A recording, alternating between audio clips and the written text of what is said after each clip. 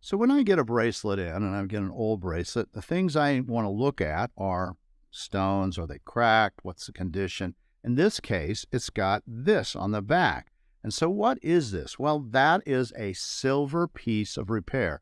So this area obviously got broken at one time, and this is an old repair. It's not like a new one. I can just tell they used the way that they did it has an old style look. And does that hurt the value? Well, it can.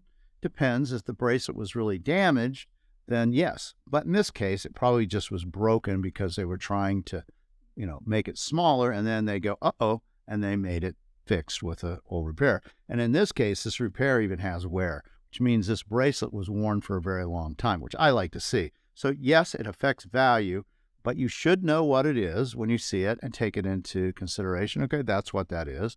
Is it a cool repair? Is it an old repair? Is it just a bad repair? Or did the bracelet really have some problems? So you need to be aware anytime you're looking at things to buy or sell that does it have a problem?